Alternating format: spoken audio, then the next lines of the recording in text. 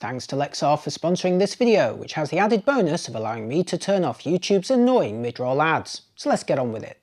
Hi, I'm Gordon from Camera Labs, and this is my first looks review of the Panasonic Lumix GH5 Mark II, a mirrorless camera based on the Micro Four Thirds format and aimed at hybrid shooters and videographers. And in fact, you're looking at output from the GH5 Mark II right now. I'm filming this in 4K at 25p using the natural profile on a pre-production sample running firmware 1.0, and you're also listening to sound that's recorded via its built-in preamplifiers. This is the Rode Wireless Go, so the receiver is plugged into the GH5 Mark II. Do forgive any creaky or windy sound, not from me personally, but it is a very blustery day outside, so if you hear anything unusual, it's not me, it's just what's going on out there. Now, before I go any further, spoiler alert, the GH5 Mark II does represent a fairly mild update over its predecessor, but perhaps there's more here than you've initially heard, and stick around because I also have news of the upcoming Lumix GH6. Announced in May 2021, the GH5 Mark II replaces the original GH5 launched just over 4 years previously, and it costs $1,699 or £1,499 for the body alone. Panasonic loaned me a pre-production GH5 Mark II ahead of the launch, and in this preview I'll tell you everything I know so far. Note that my test sample was running firmware 1.0. First things first though, the GH5 Mark II again represents a mild update over the original GH5, so it's aimed more at new owners rather than an upgrade for existing ones. It shares the same sensor and processor, albeit both tweaked.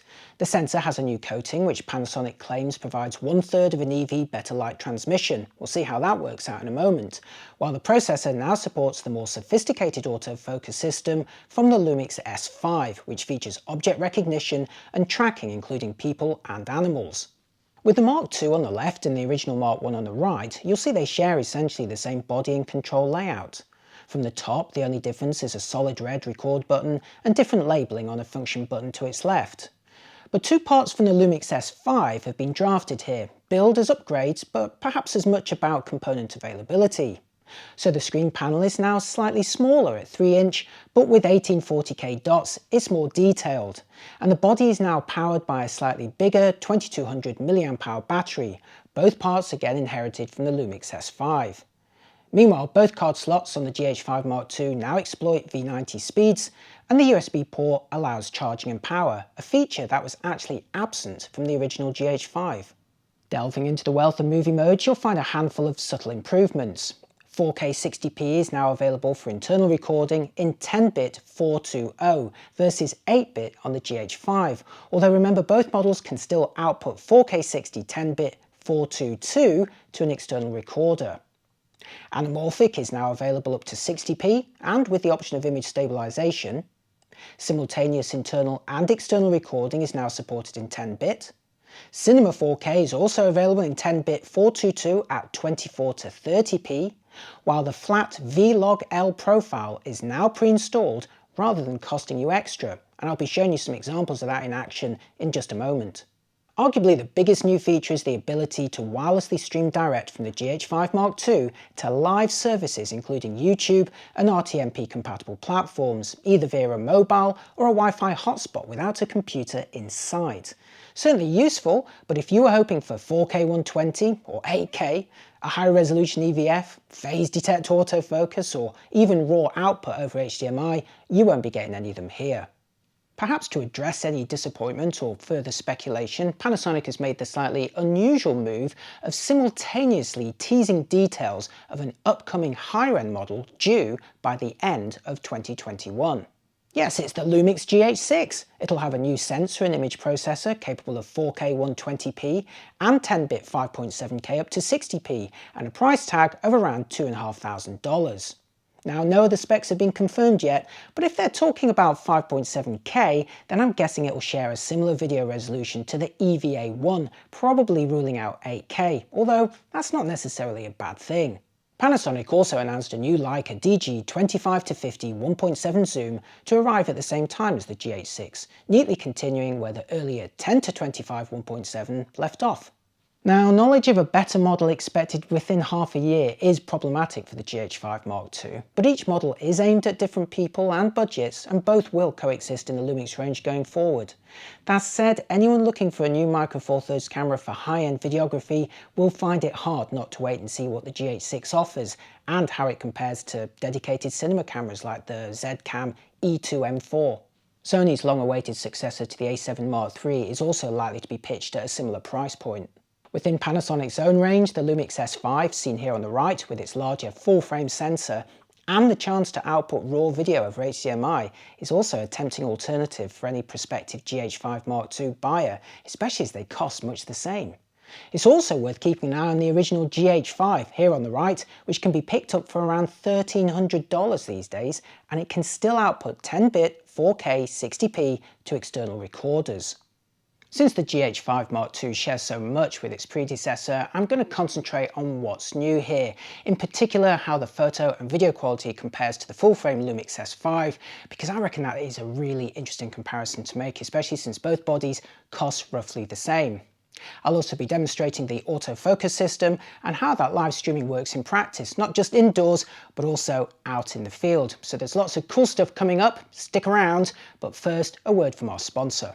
As more of us include footage from pocket, action, 360 or flying cameras in our projects, it's important to have a micro SD card you can trust. So a big thanks to Lexar who sponsored this video and sent me one of their professional 1066X micro SD cards to try out.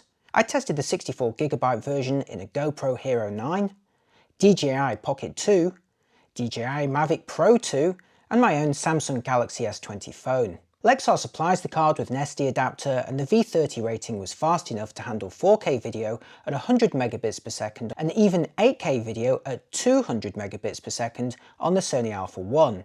Meanwhile, the 64GB capacity can store an hour and 20 minutes worth of 4K at 100 megabits per second, and if you need longer times, Lexar offers versions up to 512GB. Micro SD cards are also invaluable for expanding the storage in compatible phones, and thanks to an A2 rating, some Android phones can use the Lexar card as adoptable storage for running apps direct. So if you're looking for a micro SD card you can use in your action cam, drone, phone or even a full-size camera, check out the Lexar Professional 1066X Silver Series, and thanks again to Lexar for sponsoring this video. Okay, now for some tests, starting with autofocus, where I filmed the back of the GH5 II screen to show its face and object tracking in action. Notice how it identifies my body shape even when turned away, but switches back to face and eye when detected. It's still using contrast autofocus here, but it's delivering a high hit rate in continuous autofocus. And here's the same test but for video, filmed in 4K 25p, where the GH5 Mark II may lack the absolute confidence of the best Sony and Canon models when it comes to continuous face tracking in video, but it's not too bad either, and if you're mostly static, it's fine for presenting pieces to camera. Remember, every time you see me in this video, it was filmed with the GH5 Mark II. The GH5 II also performs better than you might expect when it comes to focus pulling between static subjects like the bottles here, again filmed in 4K at 25p. Now I have no issues at all with the performance here, which revealingly is more confident than the often hesitant focus pulls that you see on Fujifilm's latest cameras. The GH5 Mark II is also well behaved when it comes to rolling shutter, with the small sensor showing much less skewing than many rivals when swinging back and forth. Next for a comparison of noise levels for still images, and since some of the differences can be very subtle, I photographed a combination of resolution and colour charts. I'll show you cropped views from the GH5 Mark II on the left and the original GH5 on the right, before repeating the sequence with the full-frame Lumix S5 on the right. Now, since the GH5 II wasn't supported by Adobe Camera Raw at the time I made this review, you're looking at JPEGs out of camera for now.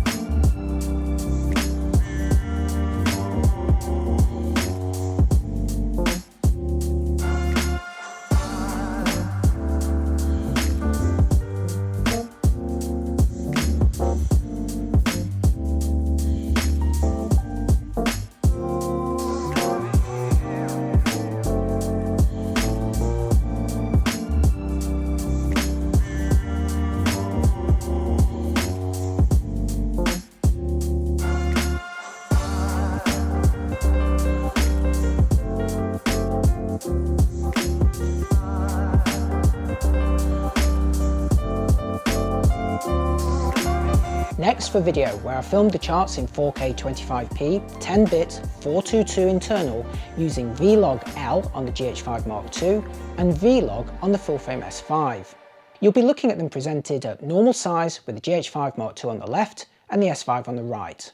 I've applied Panasonic's Vlog LUT to all the clips in Final Cut and left all other settings at their defaults, so there's no additional noise reduction effect applied here.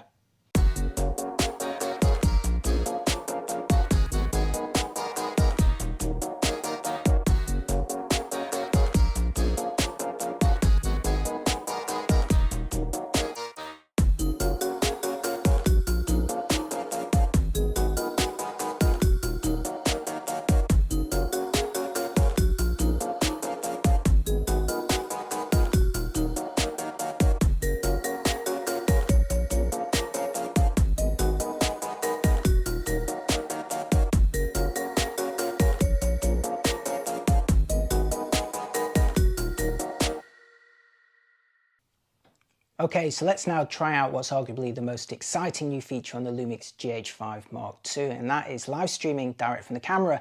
And I'm showing it here using YouTube Live. I'm actually streaming to my account, although I do have that stream set to private, because at the time I filmed this, the camera was still under NDA. So there's only one viewer. There's only one viewer of my live stream, and it's my computer, which is here, because in this first configuration, I do need a computer. But first of all, why would you even want to do this? Why is this exciting? Well, first of all, the GH5 II is a decent video camera. You're going to get decent quality video out of it, and of course the chance to swap lenses. But you could already do that. What makes this more unique is that I don't need to use an HDMI capture device between the camera and my computer. In fact, there's no physical cable at all. It is not physically tethered to my computer. It's all being done wirelessly, and that does open up some other opportunities which I'll talk about in just a moment. So in order to configure this, you'll need to go into the streaming menus of the GH5 II. You'll need to connect it to your Wi-Fi, which in this case is my home broadband connection, which is nice and fast, although you could also connect it to a mobile hotspot on your phone, and I'll show you that working in just a minute.